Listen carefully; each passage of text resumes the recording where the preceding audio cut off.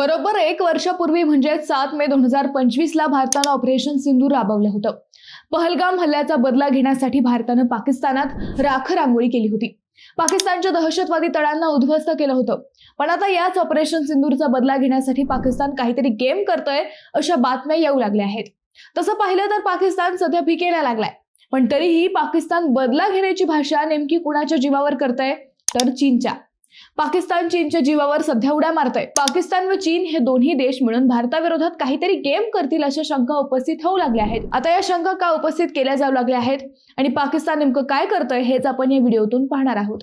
नमस्कार, मी अद्वैता आणि आपण पाहत आहात अहिल्यानगर लाईव्ह 24. राष्ट्रीय घडामोडींचं परफेक्ट अनालिसिस. पहलगाम हल्ल्यात पाकिस्तानच्या अतिरेक्यांनी निष्पाप पर्यटकांचा बळी घेतला. पर्यटकांना धर्म विचारून गोळ्या घातल्या. या घटनेनंतर भारताचं रक्त खवळलं. काही दिवसात भारतानंही ऑपरेशन सिंदूर राबवत पाकिस्तानातील दहशतवादी तळांना बेचिराग करून टाकलं. भारताच्या राफेल आणि सुखोई 30 या विमानांनी पाकिस्तानच्या हद्दीत न शिरताही केवळ ब्रह्मोस मिसाईल वापरून पाकिस्तानच्या दहशतवादी तळांना एक एक करून नष्ट केलं. पाकिस्तानच्या नूर खान एअरबेसचीही अक्षरशः नांगरट करून टाकली. आता भारतानं पाकिस्तानात घुसतानाही हे सगळं कसं केलं? तर S-400 एअर डिफेन्स सिस्टममुळे हे शक्य झालं. आता ही S-400 एअर डिफेन्स सिस्टम भारतानं कुणाकडून घेतली होती? तर रशियाकडून.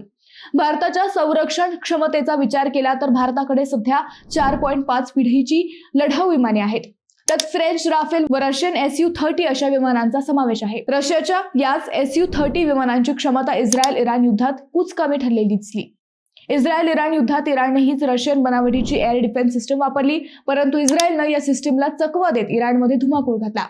म्हणजेच इस्रायलकडे 405 पिढीच्या पुढची लढाऊ विमाने आहेत हे स्पष्ट झालं. आता अगदी तसंच चीननंही 5व्या पिढीतील लढाऊ विमानं तयार केली आहेत. त्या विमानांचं नाव आहे J-35. ही विमानं अतिप्रगत समजली जात आहेत. चीनच्या सरकारी टीव्हीने नुकताच J-35 जेटचा एक व्हिडिओ प्रसारित केला, ज्यामध्ये या विमानाची इलेक्ट्रो ऑप्टिकल टार्गेटिंग सिस्टम किती प्रभावी आहे हे दाखवण्यात आलं. हे लढाऊ विमान अतिप्रगत नक्कीच आहे. आता याच विमानाबाबतची भारताची चिंता वाढवणारी एक बातमी काही प्रसार माध्यमांमध्ये दाखवली जात आहे. चीनने J-35 स्लीथ फायटर जेट हे फक्त इतर देशांना विकण्यासाठी तयार केल्याचं सांगितलं जात आहे. या फायटर जेटचा पहिला खरेदीदार हा पाकिस्तान असेल अशा बातम्या येऊ लागल्या आहेत. पाकिस्तान हवाई दलाने चीनकडून हे 5व्या पिढीचे लढाऊ विमान असलेले J-35 खरेदी करण्यासाठी प्रारंभिक सहकार्य करार व स्वाक्षरी केली आहे. पाकिस्तानने आपल्या लढाऊ विमानांचा ताफा मजबूत करण्यासाठी आपल्या पहिल्या स्लेथ फायटरसह 4 चीनी लढाऊ विमाने खरेदी करण्याच्या करारांची घोषणा केली आहे. यामध्ये अतिरिक्त J-10C फायटर विमाने, JF-17 ची सुधारित आवृत्ती आणि एका अज्ञात लांब पल्ल्याच्या अचूक मार करणाऱ्या शस्त्राचा समावेश आहे.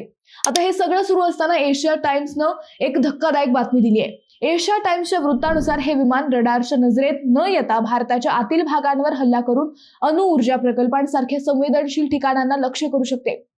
ऑपरेशन सिंदूरमध्ये भारतानं पाकिस्तान विरोधात S-400 सिस्टम वापरली होती. चीनने पाकिस्तानला रशियन S-400 सिस्टमची माहिती दिली असल्याची शक्यता आहे. यामुळे पाकिस्तानला भारतीय हवाई हद्दीतील जागा शोधणे आणि अचूक निशाणा साधणे सोपे होणार आहे. तज्ज्ञांच्या मते पाकिस्तान आता लांब पल्ल्याच्या आणि अचूक मारा करणाऱ्या क्षमतेवर लक्ष केंद्रित करत आहे, जे भारतासाठी चिंतेचे कारण ठरू शकते. एवढंच नाही तर पाकिस्तान हे चीनकडून 4-5 नाही तर तब्बल 40 फायटर जेट खरेदी करण्याचा विचार करत असल्याच्या काही बातम्या येऊ लागल्या आहेत. या सगळ्या प्रकारामुळे दक्षिण आशियातील तणाव आणखी वाढण्याची शक्यता व्यक्त होत आहे. मित्रांनो, पाकिस्तान खरंच भारताची खोड काढेल का? चीन व पाकिस्तान भारताविरोधात खरंच काही डाव टाकतील का? तुम्हाला काय वाटतं हे आम्हाला कमेंट करून नक्की कळवा. शिवाय व्हिडिओ आवडला असेल तर चॅनलला सबस्क्राईब करून व्हिडिओला लाईक करायला विसरू नका. पुन्हा भेटू नव्या विषयावर. तोपर्यंत धन्यवाद.